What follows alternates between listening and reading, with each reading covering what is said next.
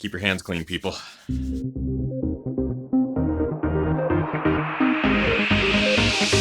Ginger Runner. What is up, everybody? Ethan Newberry, the Ginger Runner, here for another Ginger Runner review. Hope you're staying safe, staying sane. Today we're gonna do another shoe review. It's, of course, a road shoe, because what else we got going on? Today I will be reviewing from Nike the React Infinity Run Flyknit. It's a mouthful of words. They put a lot of marketing into this, but apparently didn't pay any attention to the naming. Before I dive right in, I want to remind everyone that these shoes are provided to me by Running Warehouse. I have no obligation to say anything. All opinions are my own. I get to say whatever I want about every product I review on this channel. I'm beholden to no one. Here we go. Let's dive in. The React Infinity is a new kick from Nike, based a lot on the Nike Epic React, which I have reviewed on this channel before fairly favorably, but with the angle of reducing injuries. So that's what sort of separates this shoe from the rest of the Nike lineup. Really, it just appears like a more beefed up Epic React. But first, let's talk about how it differs. The React Infinity Run is a massive shoe with 30 millimeters of React midsole material underneath your foot and an 8 millimeter drop. You're dealing with a lot. The shoe features an incredibly wide stance, especially on the outsole, so the midsole sort of takes over and provides you with plenty of lateral stability. It also features a redesigned upper that is supposed to provide a better, more efficient fit across the midfoot and an even more built up heel than what we were getting in the Epic React to give you a more secure shoe all around. So while the shoe has a lot of styling similarities to the Epic React, it could easily fit into more casual wear as that shoe did. It certainly stands out on its own as a solid road runner suitable for long training runs when you just need to log a lot of miles out there in comfort. So does the React Infinity Run Flyknit stand out from the Epic React? Is it worth jumping up in price point and in feature set? Does it live up to the hype of the marketing that this shoe reduces injuries? Based off all of Nike's research and marketing hype, you gotta wonder, can they do it? We're gonna find out in today's review. I like to talk about the things I like and dislike about a product. This is no different, starting as always with things that I like. The React midsole. Obviously, I've talked a lot about it in other shoe reviews from Nike, especially with the Epic React. The midsole is a really good combination of bouncy, soft, spring-like, and responsive. I didn't originally know what to expect with the React midsole. You read into all of this marketing hype and you gotta wonder, is this new technology gonna be worth it? Is it all marketing? But I've been just overly impressed and enjoying the React midsole in all of the shoes that Nike features it in. So this one is no exception. I was worried that the Infinity Run Flyknit would have too much React, but it's actually working out pretty well. It's very comfortable, especially on long runs. Stability. So this is where this shoe definitely stands out from its brethren. Just visually, the flare from where the foot connects to the midsole out to the outsole, that additional width provides plenty of lateral stability with this shoe. The foam isn't so soft that it gets lost in itself, kind of like what the Nova Blast was in last week's review. You have a bit of resilience and responsiveness in that midsole that does provide you with plenty of stability, especially when you're striking from midfoot forward. The shoe can cater to all sorts of foot strikes, whether you're supinator, pronator, and without really having to change the durometer of the shoe, it kind of gives everyone that same real stable underfoot feel, especially when going in a straight line. It's a bit reminiscent of the original Rincon, the original Clifton even. After about 50 miles of wear, those shoes kind of began to spread out a little bit, provided you a little bit more comfort and stability. This just has it right out of the box with a more resilient foam. And finally, improved fit, which I believe is one of the goals with the Infinity Run, was just to provide a bit better midfoot fit, forefoot fit, and heel fit. Not that the Epic React was terrible, it wasn't great. You could definitely get straight line comfort, and with that Flyknit upper, you got a lot of foot movement. This does not remove the foot movement entirely, it is improved. So I am getting a better midfoot fit. The Flyknit doesn't feel quite as stretchy. It's a bit more fitted, which is a really good sensation to have in this shoe. Well, it's nowhere close to where it should be. We're moving in the right direction fit-wise. That being said, it's not all virtual runs and Strava king of the mountains. There are a couple of things that I dislike about the React Infinity Run Flyknit. First, the fit.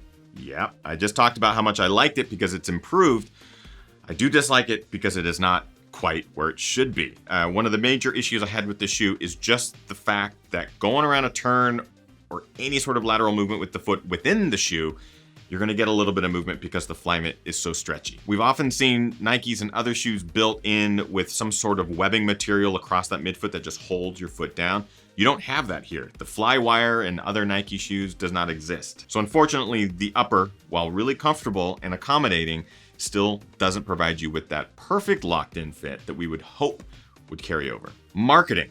So this is a huge, bold claim that this shoe, according to Nike, is designed to reduce injury. I mean, a lot of us know that has to be a slippery slope. And leaving a lot of that interpretation up to the consumer to sort of decide what that means to them, I feel like it's dangerous. To say that a shoe could potentially help reduce injuries, while it isn't saying will reduce injuries, it is saying that it has been designed based off of research that could lead to that assumption. So Nike hired third-party researchers to study other shoes, break down other shoes, figure out where they work, where they didn't work, and help in reducing injuries, and they tried to apply as many of those concepts as possible to this shoe. I can't help but think how much the marketing team had to work with the lawyer team at Nike to figure out the wording of that marketing phrase. So I guess I just want to vocalize that a shoe won't necessarily fix a mechanical issue within the body. There are so many factors that can lead to an injury, and a shoe, a specific product, isn't necessarily going to fix that problem whenever it might fall. Not saying I didn't have a good time in the shoe, just saying that,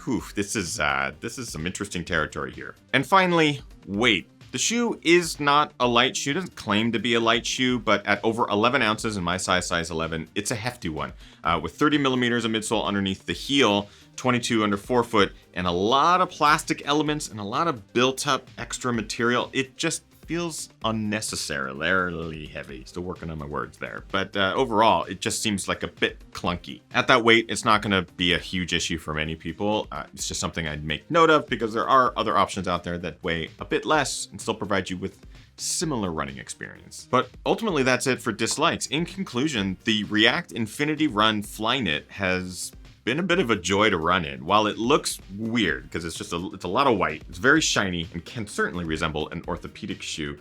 I'm getting a lot of joy out of this, especially on longer runs. It does have that wonderful React midsole that I have come to love. And while this colorway may not be the best, there are plenty of others that can kind of fit multiple styles and tastes. I see this shoe fitting into people's rotation for long runs. People who are looking for a bit more stability underfoot, they do want to experience the React midsole, but maybe felt the Epic React wasn't a good fit around their foot and don't want to run on anything like the Pegasus or the Vomero because maybe the midsoles aren't quite as dynamic. It's a great showcase of what the React midsole can do in a shoe that is a pretty big package claiming to reduce injuries. So I think a lot of you might enjoy this shoe, and especially right now because it's on sale. Otherwise, it's a pretty expensive shoe, but let's get more specific. Build quality, solid build quality, which is, again, pretty surprising coming from Nike over the years. They haven't been always known for their build quality, but I do enjoy the React Infinity Run Flyknit. I've gotten a ton of miles out of this shoe, very comfortable miles. It's not showing a ton of wear and tear, no seam splitting, nothing like that. So far, build quality is great. Comfort, yes, they're very comfortable. They look like it too. That React midsole,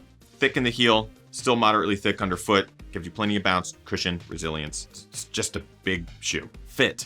We're closer to a good solid fit, but we're just not quite there yet. That's kind of my biggest problem, is that your foot will shift around in there. The heel is soft, the midfoot is soft. There's just not a lot of structure to grip around your foot. Experience the same thing in the Epic React. Carries over here. Price, it's marked down right now in Running Warehouse. There's a link in the description. So $119 is a good deal for this shoe, figuring that it normally costs $159. So you're getting a good chunk of money off right now while it's on sale. That's still a lot of money. If you can get this shoe for $119, it's a pretty good deal because it's a shoe that will go long and last you quite a while for those long miles. And finally, looks. Yeah, like I said, this colorway is not my favorite. They call it Pink Blast, which is like, why not just call it lame white? There just seems to be this trend with people really loving all white shoes right now. I'm just like, come on. What is this trend? I don't like it. But knowing Nike's design department is always at that cutting edge of what is going to look good, since they pretty much determine all that every season, the other color versions of this are a nice step forward away from this one. And again, looks is always subjective. Bringing us to our final criteria is the Nike React Infinity Run Flyknit. A buy, try, or a why? It's a try. Purely because if you have not experienced the React midsole, this might be a great shoe for you to do that in. I think this shoe works both as a casual shoe as well as a good long distance runner. If you can get a good fit across the midfoot or the heel, you'll be in for a lot of miles in comfort and style. But man, it just has so many things built onto it that just make it big and heavy. And if you can get over the flared look, you'll be good to go. So that, my friends, is it for my review of the Nike React Infinity Run Flyknit. If you have any questions or would like to get a pair for yourself, there's a link in the description, takes you over to Running Warehouse, supports the channel, Cost you nothing. And if you're a Patreon supporter, there's even additional discounts there. That's pretty much it. My question to you, have you run in this shoe? Have you run in anything React? I'm curious what your thoughts are on this midsole material compared to mine. Do you like it? Do you love it? Do you hate it? Let me know. If you like this review, make sure you like, favorite, and subscribe to this channel, youtube.com/thegingerrunner. We're doing new videos every single week, live shows on Monday, and right now we are doing daily live shows. That's right over there at patreon.com/thegingerrunner. Every single day, Kim and I are going live at 11 a.m. or 4 p.m. We're drinking coffee, drinking beer, and we're talking about all things running, life. It's been awesome. It's been incredibly therapeutic for both Kim and I to have a daily routine where we get to connect with the community. So if you would like to join us, it's at the $3 level or above on Patreon. We've been doing it every day. There's almost 30 episodes there now that you can go back and watch and listen to. It's how we're keeping the lights on and the mics hot here. That's really how we're keeping afloat. So we appreciate all of our GR crew community that are over there enjoying it with us.